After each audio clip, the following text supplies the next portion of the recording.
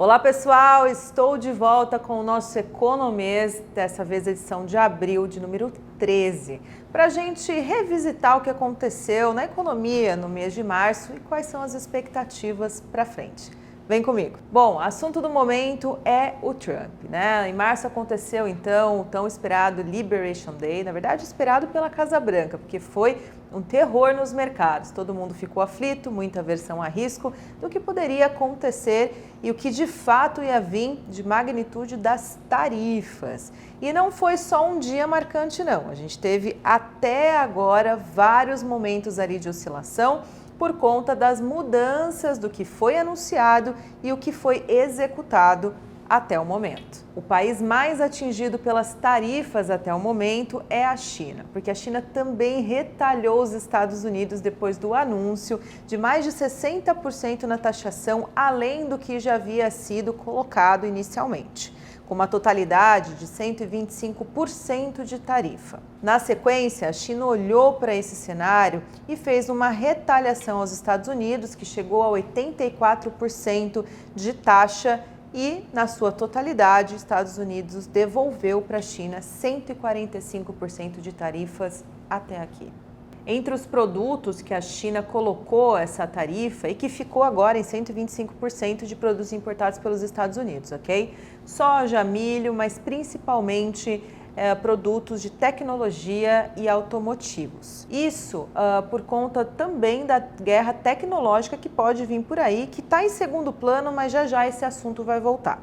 Então fica a dúvida, o quanto dessa tarifa já contaminou o cenário econômico, as variáveis macroeconômicas desses principais países que inicialmente foram taxados e retalhados na sequência aí por Donald Trump. Os dados até aqui anunciados, em março e também começo de abril, mostrou que a gente está olhando para um cenário de retrovisor.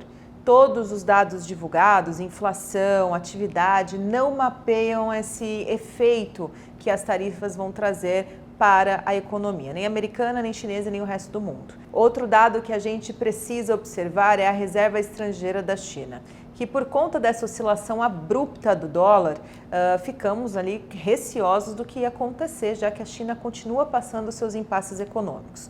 Nós temos dados de indústria e vendas no varejo da China que responderam muito bem nas últimas leituras do PMI, mas construção civil, que é a maior parcela do PIB da economia chinesa, ainda está em queda, o que mostra a necessidade de estímulos. Mas estamos bem posicionados ali, na verdade a China está bem posicionada com a sua reserva que cresceu na última medição, o que dá uma sustentabilidade ali para caso de novas negociações para setor externo, que nada mais é do que esse contato, e essa tentativa de amenizar os custos com os parceiros comerciais.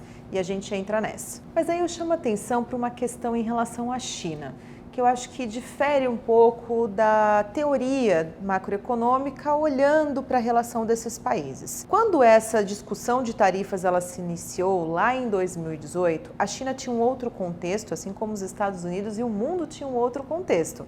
Era um período antes da pandemia, lembra? Pensa comigo agora, olhando para as reservas da China, de commodities principalmente, soja, milho, mudaram muito e a China tem boas reservas, principalmente para suprir bens essenciais, o que não forçaria a China inicialmente trazer mais ou expandir mais as suas exportações de determinados produtos que o Brasil sairia na frente. Logo, é claro que a gente almeja que se de alguma forma essas tarifas elas permanecerem mais prolongadas, digamos assim, o Brasil seria um país eleito ali pela China para suprir essa demanda. No entanto, será necessário que realmente a gente tenha essa tratativa extrema de tarifas na China por mais tempo, o que a gente não sabe se vai acontecer. Até porque Donald Trump, para outros países parceiros, já começou negociações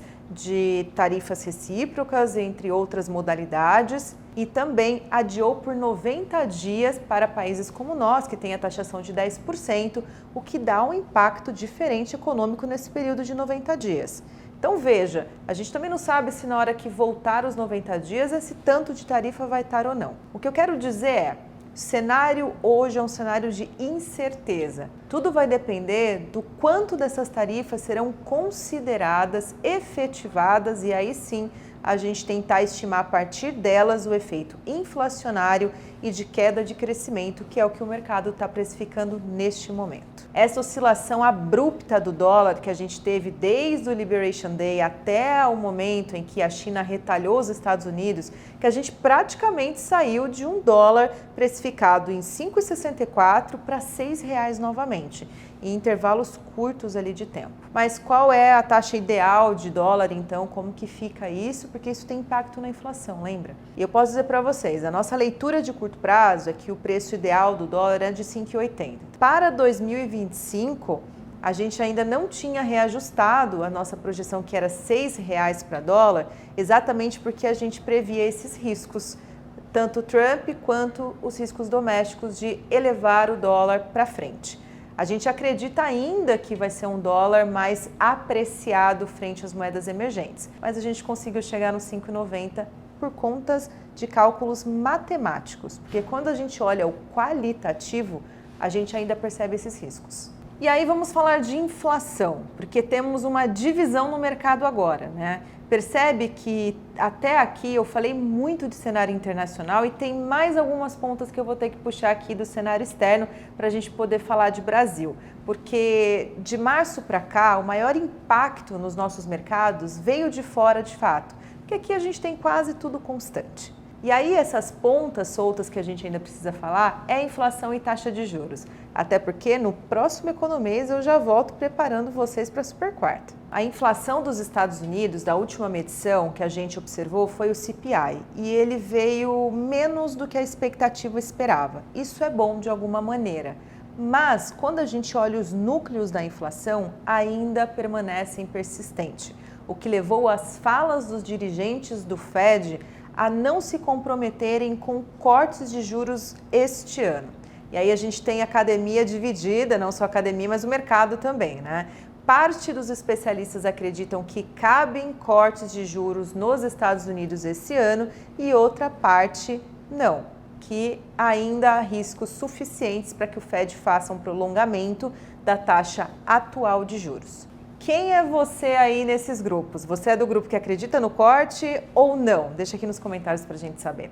Então, o que isso mudaria, né? Se a gente tem uma flexibilização de juros lá fora, a gente começa a olhar aqui para o doméstico e também pensar se há possibilidade, né, de como tratar esse diferencial de juros. Mas temos a outra parcela que contribui para essa inflação, que é a atividade.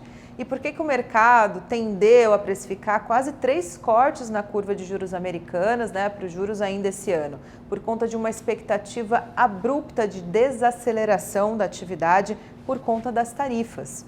Mas não é o que a gente viu inicialmente nos PMIs, né? Não dá para sentir ainda se há uma desaceleração grave que pode chegar a levar os Estados Unidos para uma recessão. Esse não é o quadro inicialmente, tá? A gente pode dizer que está acontecendo uma desaceleração ali gradual, mas PMIs acima de 50 pontos, né? E mercado de trabalho robusto. Por mais que a gente vê mês a mês uma diminuição ali no payroll, certo impacto diferencial para esse payroll, ainda assim níveis significativos para dizer que o mercado de trabalho está aquecido. E aqui dentro, pessoal, não é diferente. A gente também viu a taxa de desemprego ali, né, fazer uma inflexão bem leve em relação ao aumento nessa última medição, mas o CAGED bateu recordes na última medição de criação de novas vagas. Isso faz com que a gente tenha mercado aquecido, de trabalho aquecido, que contribui para a atividade aqui no Brasil.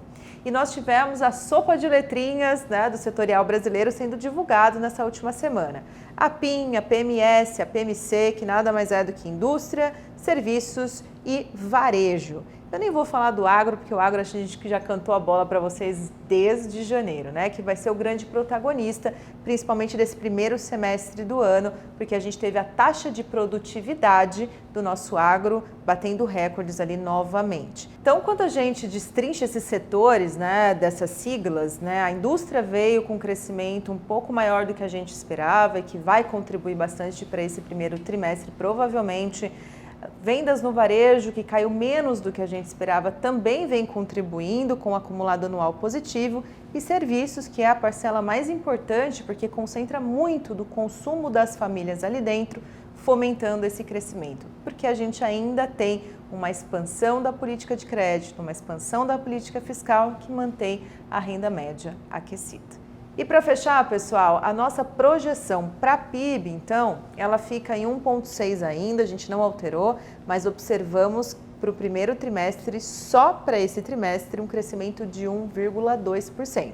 Ou seja, tendência altista para essa variável de atividade. De inflação, a gente espera 5,6, ou seja, sem alteração, até porque todos os riscos citados aqui nesse conteúdo foi para embasar essa inflação fora da meta. E para câmbio e Selic foram as únicas variáveis que apresentaram algum tipo de mudança.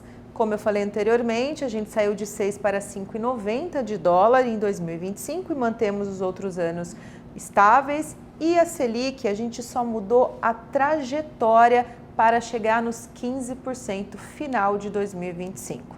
A gente esperava que o Copom fizesse 0,75 agora em maio, mas a gente convergiu para o consenso do mercado e acreditamos que o Banco Central fará uma alta de 0,50 em maio e na próxima 0,25, e aí sim, encerrando o ciclo de alta em 15% para a Selic este ano. Bom, então, resumindo para vocês todo esse arsenal de indicadores, expectativa do Trump com tarifas e as últimas leituras para os indicadores brasileiros, a gente pode afirmar que a gente ainda está na condição de inflação persistente, atividade resiliente e política monetária contracionista por um tempo prolongado. E que o cenário pode ser denominado como incerto, porque a gente não sabe se amanhã o Trump vai pôr mais tarifa, tirar mais tarifa, vai prejudicar a China ou não. Então a gente usa esses diversos cenários que eu citei aqui para tentar entender para onde a gente pode ir a cada notícia que sai. Por isso fica mais importante você acompanhar o Diário Econômico todos os dias comigo às 6 horas da manhã, aonde eu vou pautando para vocês esses destaques diários e essas mudanças que vão acontecendo antes do nosso Economês. Espero vocês no Diário e até o próximo mês.